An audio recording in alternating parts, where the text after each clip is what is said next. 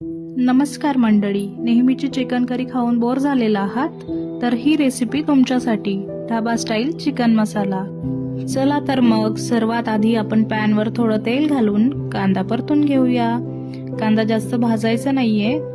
नंतर टोमॅटो ते पण परतून घ्यायचे आहेत। मग घालायचे अद्रक आणि लसूण छान मंद आचेवर परतून झाल्यावर आपल्याला खडे मसाले देखील परतून घ्यायचे आहेत।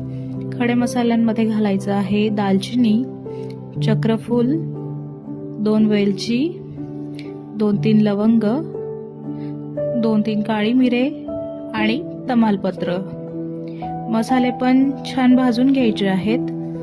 तोपर्यंत आपण चिकन मॅरिनेट करून घेऊयात। त्यासाठी 2-3 चमचे दही, हळद आणि थोडं मीठ घालून दाखवल्याप्रमाणे मॅरिनेट करून घ्या। ॲक्च्युली मित्रांनो, ही रेसिपी माझ्या मम्मीची आहे, पण तुम्हा सर्वांपर्यंत चवदार रेसिपी पोहोचावी हाच माझा हेतू होता। तोवर भाजलेला मसाला थंड झालेला आहे, मिक्सरला बारीक करून घेऊया।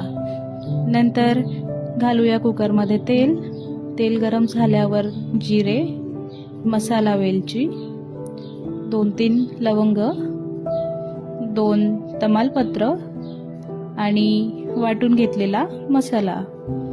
तेल सुटेपर्यंत परतून घ्यायचंय।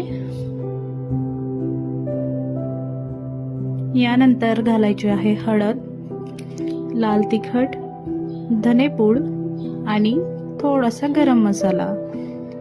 हे सर्व जिन्नस एकजीव करून झाल्यावर 10 मिनिटे झाकण ठेवून मंद आचेवर शिजवून घ्या। 10 मिनिटांनंतर झाकण काढून तुम्ही बघू शकता तेल छान सुटलेलं आहे आणि मसाले देखील छान शिजलेले आहेत। नंतर मॅरिनेट केलेलं चिकन घालून चवीनुसार मीठ घालून घ्यायचं। मीठ थोडं कमीच घालायचंय, मॅरिनेट करताना देखील मिठाचा वापर आपण केलेला आहे। थोडी कसुरी मेथी हातावर चुरून टाकायची आहे। नंतर चिकनला मॉइश्चर असतं, त्यामुळे त्यालाही पाणी सुटतं, म्हणून थोडंसंच कोमट पाणी घालायचंय। एकदा परत मिक्स करून झाल्यावर कुकरचं झाकण लावून मीडियम फ्लेमवर 3 ते 4 शिट्या काढून घ्यायच्या आहेत। आणि मग मित्रांनो, आपला ढाबा स्टाईल चिकन मसाला बनून तयार आहे। तर ही रेसिपी नक्की ट्राय करा, पेजला फॉलो करा आणि सर्वात महत्त्वाचं खात रहा आणि शेअर करायला विसरू नका। Thank you.